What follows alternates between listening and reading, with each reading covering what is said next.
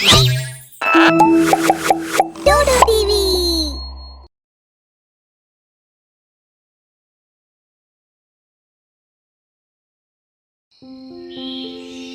बात हमारे पुराने घर की है, जहां मैं और सुजाता रहते थे। सुजाता हमेशा शांत ही रहती, बहुत कम बात करती। उस समय मैं एक मल्टीनेशनल कंपनी में जॉब करता था। अच्छी सैलरी, अच्छी लाइफस्टाइल और शानदार घर। शादी के 2 साल बीत जाने के बाद भी मेरी फिटनेस कमाल की थी। विवेक, तुम तो काफी फिट हो। क्या राज है इस फिटनेस का? योग और हेल्दी डाइट। लाइफ बहुत चल रही थी और मेरा प्रमोशन भी होने वाला था। सब सेट था।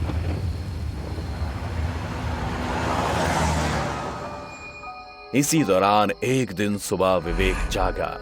वो बहुत कमजोरी महसूस कर रहा था। शायद वर्कलोड ज्यादा हो गया और कल रात की पार्टी, शायद थकान ज्यादा हो गई। आज की लीव डाल देता हूं, घर पर रहकर आराम करूंगा। मैं उस दिन ऑफिस नहीं गया, घर के ही कुछ काम निपटाए और आराम किया।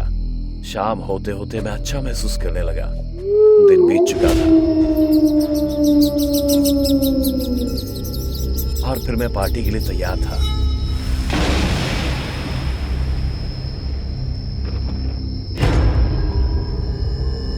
अब तो बहुत थक गया, चढ़ भी गई। सो जाता हूं। बिस्तर पर लेटते ही कब नींद आई पता ही नहीं चला। सुबह उठा, मेरा सर घूम रहा था, शरीर टूट रहा था। ऐसा लग रहा था मानो 2 कदम भी चला तो गिर जाऊंगा। ये क्या हो गया मुझे? पार्टी तो पहले भी करता था, लेकिन आज तक कभी ऐसा नहीं हुआ। यार, आई एम फीलिंग टायर्ड, सो आज ऑफिस नहीं आ पाऊंगा। अब तो ये सिलसिला चल पड़ा। हर सुबह मेरे लिए एक जंग होती जा रही थी। और इधर मेरी बीवी सुजाता के बर्ताव में भी अजीब से चेंजेस आने लगे थे। वो गुमसुम रहने लगी थी। मुझसे कई दिनों तक एक शब्द भी नहीं कहा उसने। एक दिन मेरा दोस्त संजय मुझसे मिलने आया। कैसा है तू? क्या हुआ है तुझे? इतना कमजोर कैसे हो गया भाई? भाई समझ ही नहीं आ रहा। डॉक्टर बोला सब नॉर्मल है, लेकिन मेरी हालत दिन ब दिन खराब होती जा रही है। ऐसा फील होता है जैसे मेरे शरीर में जान ही नहीं यार। भाई, कुछ चीजें साइंस से थोड़ा ऊपर होती हैं। मतलब ये कि मुझे लगता है कि तेरे ऊपर किसी का साया है।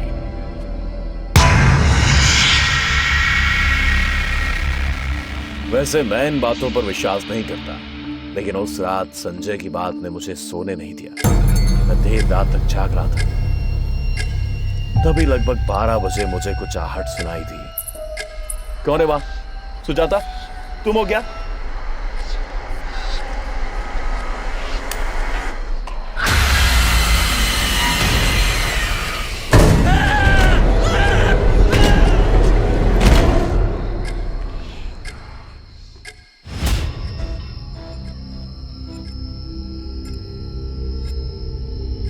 विवेक, तुम्हें क्या हुआ?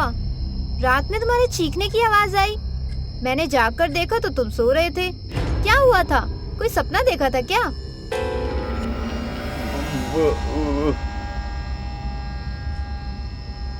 भाभी, इसको शायद किसी चीज का गहरा सदमा लगा है, इसलिए बोल नहीं पा रहा है। हे भगवान, ये क्या हो गया? इनका ये हाल। आप फिक्र मत करो, मैं इन समस्याओं का इलाज ढूंढ कर लाता हूँ।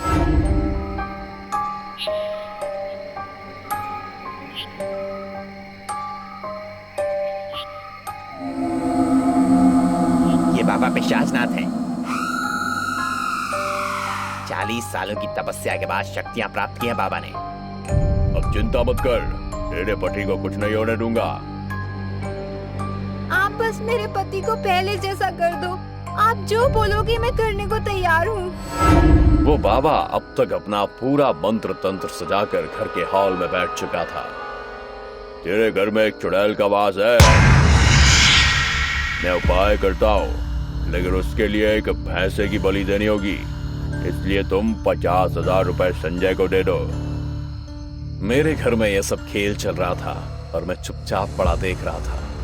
किसी छोटी सी आग से भी डर लगने लगा था। मेरे मुंह से आवाज भी नहीं निकल रही थी। संजय पैसे लेकर चला गया और वो बाबा रात होने तक का इंतजार करने लगा। अब रात हो चुकी थी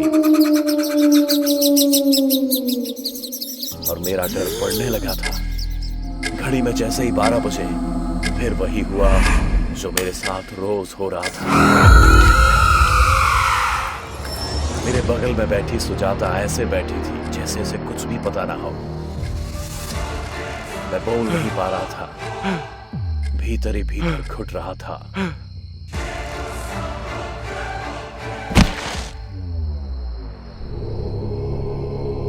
हाल तू जलाल तू, आई बला को टाल तू, हाल तू जलाल तू।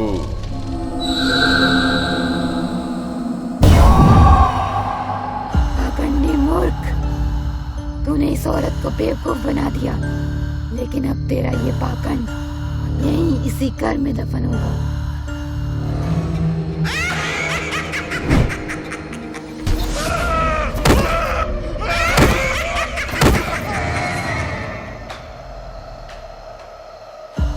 बाबा, उठिए बाबा।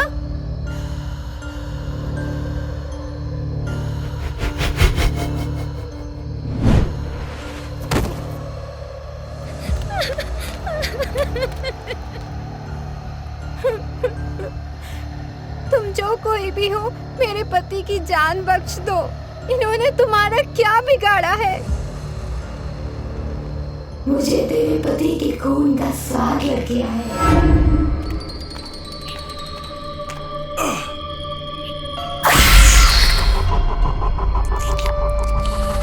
अब तो इसका खून मुझे रोज चाहिए। इस तरह तुम 2 मौतों के लिए जिम्मेदार होगी। मैं अपने पति को इस तरह रोज तिल तिल कर मरते हुए नहीं देख सकती। पहले अपने पति को मारूंगी, फिर खुद को, और इसका फल तुम्हें भुगतना पड़ेगा।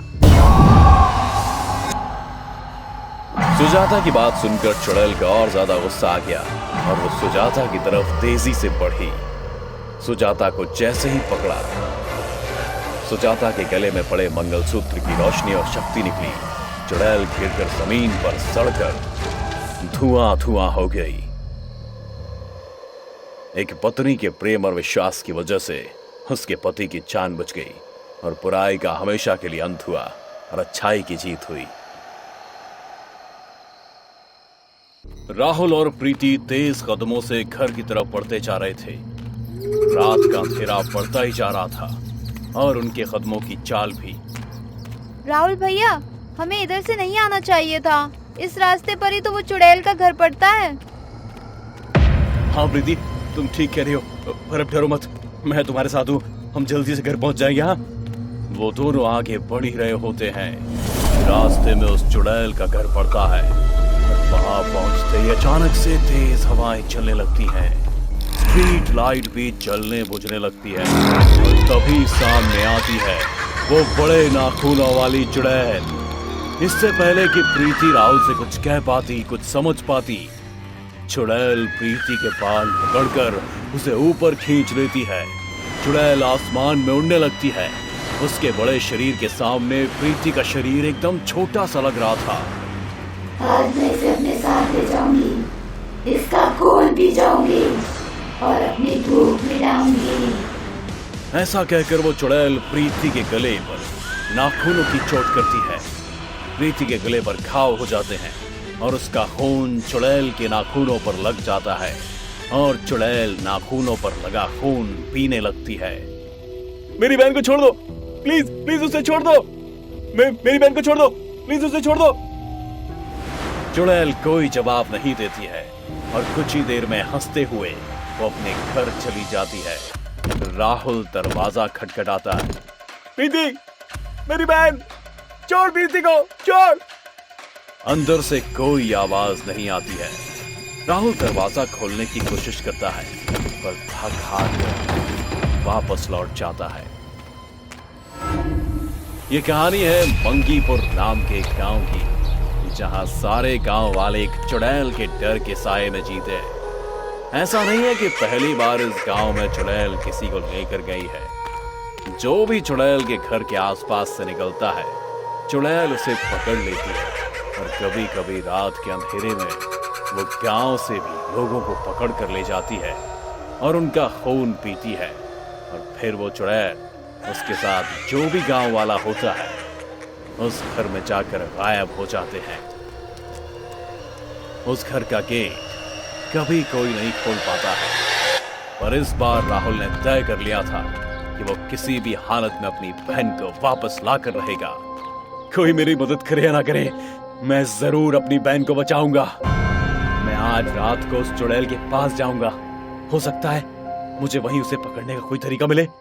राहुल ऐसा ही करता है। रात को राहुल जब चुड़ैल के घर के पास पहुंचता है तो वो देखता है कि एक छोटी सी खिड़की खुली हुई है। वो उस खिड़की के अंदर झांकता है। अंदर का हाल देखकर तो राहुल डर ही जाता है।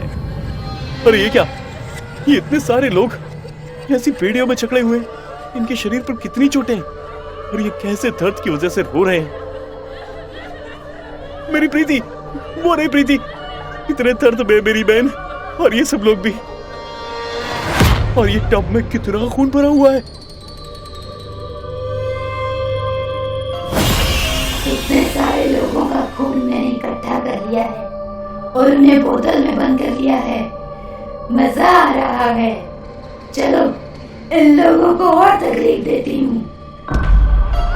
ऐसा कहकर चुड़ैल उन लोगों पर वार करती है और वो सब दर्द से और चीखने और रोने लगते हैं। ये सब देखकर राहुल वहां से वापस आ जाता है। वो गांव के एक बुजुर्ग राम लखन के पास जाता है। मैं जानता हूँ राहुल कि तुम अपनी बहन प्रीति को वापस लाना चाहते हो। चलो हम अंदर बैठकर सोचते हैं कि क्या कोई ऐसा तरीका हो सकता है जिससे प्रीति वापस आ सकती है। हाँ चलिए, आप कोई तरीका जानते हो तो मुझे जरूर बताइए। हाँ, दोनों अंदर चले जाते हैं। कुछ देर बाद दरवाजा खुलता है, लेकिन राहुल अकेले ही दरवाजे से बाहर आता है और फिर दरवाजा बंद करके वहां से चला जाता है। कुछ देर बाद उसे नाथू दिखता है।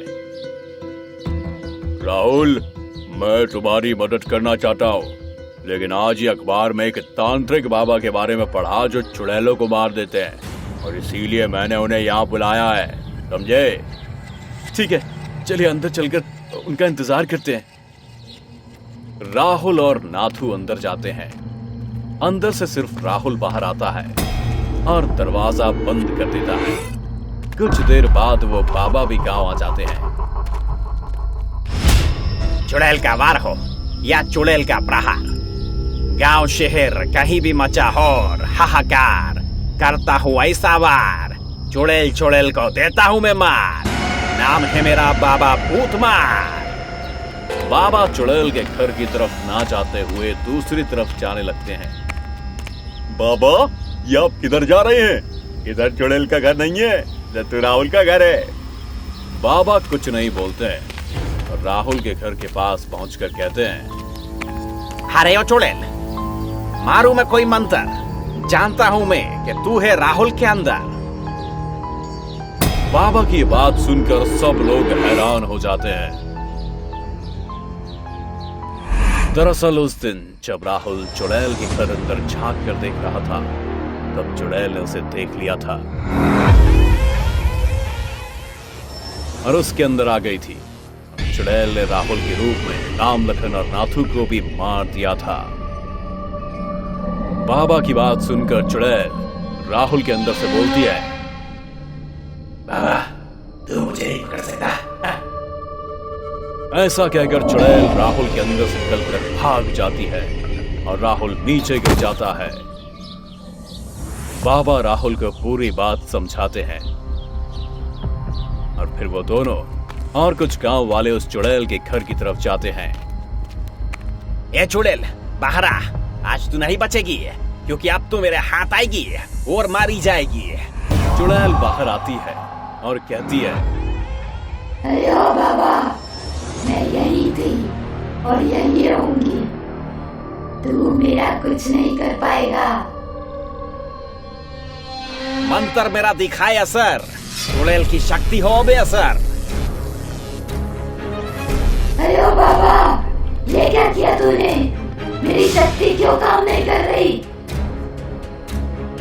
राहुल बेटा, लो ये कैची है। अब तुम जाकर चुड़ैल का नाखून काट दो और फिर ये कभी किसी का कुछ नहीं बिगड़ पाएगी। राहुल ऐसा ही करता है। उस चुड़ैल के नाखून कटते ही वो नीचे गिर जाती है और अपनी शक्ति से बाबा उसे जला देते हैं। उसके चलते ही चुड़ैल के घर का दरवाजा खुलता है और वो सारे लोग जिसे उस चुड़ैल ने बेड़ियों में बांध कर रखा था वो बाहर आने लगते हैं, जिसे उसने कैद किया था। राहुल की बहन प्रीति भी आ जाती है। राहुल प्रीति को गले लगा लेता है। सब लोग राहुल और बाबा को धन्यवाद करते हैं और खुशी खुशी रहने लगते हैं। सबके डराने पर, मना करने पर भी राहुल अपनी कोशिश नहीं छोड़ता है और आखिर में सारी मुसीबतों को पार कर ही लेता है।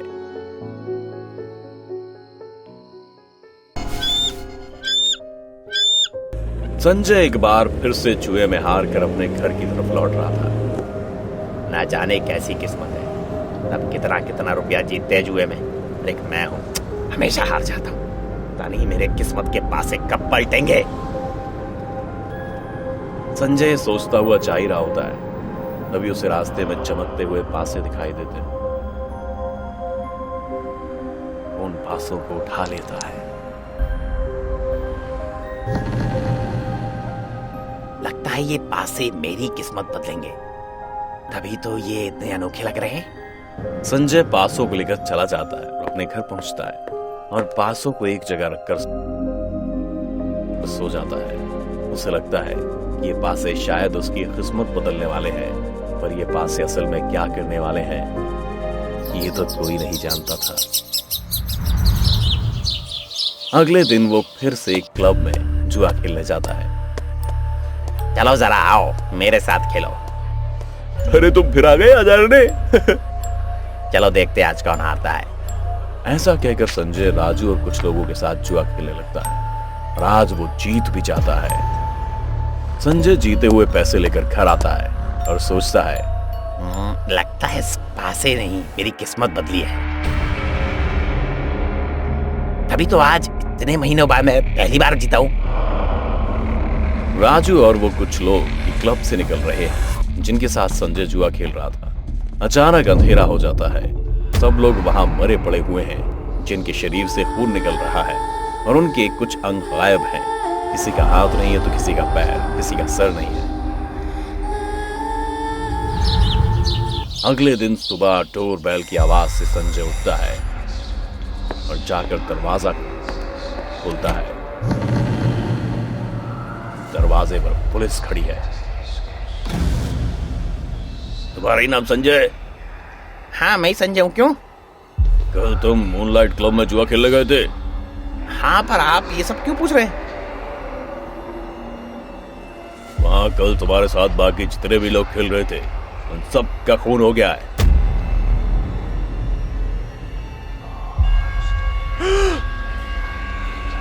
तुम्हें कुछ पता है तो बताओ। नहीं, मुझे कुछ नहीं पता। इंस्पेक्टर वहां से चला जाता है। संजय कुछ देर इस बारे में सोचता है, फिर इसे कोइंसिडेंस समझकर भूल जाता है। शाम को फिर एक नई जगह पर अपने पासों के साथ जुआ खेलने जाता है। एक बार फिर जिन लोगों के साथ वो जुआ खेलता है, अगले दिन वो सब मर जाते हैं और उनके शरीर के भी कुछ अंग गायब हो जाते हैं। अब संजय को घबराहट होने लगती है। वो घर पर आकर बैठकर सोचता है, ये सब हो क्या रहा है? जब से मेरे पास ये पासे आए हैं तब से मैं जीत तो रहा हूं, पर जिनके साथ भी जुआ खेलता हूं सब मारे जाते हैं। ऐसा क्यों? कुछ गड़बड़ लगती है। संजय ये सब सोच ही रहा होता है कि तभी मेज पर रखे वो पासे गिर जाते हैं और एक जोरदार आवाज के साथ कुएं के साथ उसमें से एक चुड़ैल निकलती है। संजय उसे देखकर डर जाता है। ओ संजय, मेरी बात सुन। तुझे जुए की लत है और मुझे लोगों का शिकार करने की। मुझे तांत्रिक ने अपने मंत्रों के जाल में फंसा रखा है और इसलिए मैं खुद अपने शिकार को मारने के लिए नहीं ढूंढ सकती, पर उन्हें मारकर उनके अंग इकट्ठे कर रही हूँ और बहुत ही जल्द ऐसा करने से उन मंत्रों के जाल से मैं बाहर आ जाऊंगी। पर तब तक तुझे ही मेरे लिए ये काम करना होगा। अगर नहीं करेगा तो अब जा, भूख लगी है मुझे। जाकर इन पैसों से खेल और फिर तू जिनके साथ खेलेगा मैं उन्हें मार दूंगी। संजय बेचारा करता तो क्या करता। अभी रोज का सिलसिला हो गया था। लोग मरते ही जा रहे थे और कुछ भी समझ में नहीं आ रहा था किसी को। पुलिस का शक संजय पर जाता है क्योंकि हर बार वही बच जाता है और उसके खिलाफ कोई सबूत न होने पर पुलिस उसे नहीं पकड़ पाती। एक दिन संजय जब जुआ खेलने उन पासों को लेकर निकलता है। क्यों ना मैं इन पासों को यहीं छोड़ दूं? ये जैसे भी मिलेंगे वो जानेगा और मुझे इसका क्या करना है। संजय ऐसा ही करता है। पासों को छोड़कर वो कुछ दूर तक आगे चलता है। तभी वो देखता है कि वो पासे उसका पीछा कर रहे हैं। पासों से वो आवाज आती है, संजय, कहाँ जा रहा है संजय? संजय पासों से और तेजी से भागने लगता है। पासे भी उतनी ही तेजी से उसका पीछा करने लगते हैं। कुछ दूर चलने के बाद वो पासे अचानक से हवा में उड़ते हुए संजय के आगे आ जाते हैं। पासे एक दूसरे से टकराते हैं और चुड़ैल बाहर आ जाती है। कहा था ना मैंने तुझे कि मुझसे होशियारी नहीं करना। अब देख तेरी होशियारी का फल। ऐसा कहकर चुड़ैल उसे पकड़ लेती है। देखो, तुम मुझे छोड़ दो। मैंने तुम्हारी कितनी बात मानी, तुम प्लीज मुझे छोड़ दो। अब तुझे मैं नहीं छोड़ूंगी, तेरी गर्दन मोड़ूंगी। तू ही है मेरा अगला शिकार। चुड़ैल अपने दांतों से संजय की गर्दन पर घाव करने की कोशिश करती है, लेकिन अचानक चुड़ैल नीचे गिर जाती है। क्या लगा था तुझे कि तेरा कभी कोई कुछ नहीं बिगाड़ पाएगा? बहुत दिनों से सुन रहा था मैं तेरे किस्से। मैंने तुझे अपने मंत्रों के जाल में बांधा था, पर फिर भी तू नहीं सुधरी। आज आखिर तू मेरे हाथ लग ही गई। चुड़ैल और तांत्रिक की लड़ाई होती है। चुड़ैल तांत्रिक को मारती है। तांत्रिक अपने मंत्रों की शक्ति से चुड़ैल को फंसाने की कोशिश करता है। ओम सिम ओम क्रीम श्रीम चामुंडाय विच्चै। ओम सिम ओम क्रीम क्रीम चामुंडाय विच्चै। चुड़ैल आसमान में उड़ रही है और तांत्रिक अपने मंत्रों से उसे बांधने की कोशिश करता है। कुछ देर बाद चुड़ैल अपने नाखून से बाबा को पकड़ने के लिए फैलाती है। चुड़ैल और तांत्रिक की कुछ देर तक लड़ाई चलती है और फिर तांत्रिक चुड़ैल को मार देता है। संजय बाबा को धन्यवाद देता है। किसी ने सही कहा है कि किसी भी चीज की लत बहुत बुरी होती है।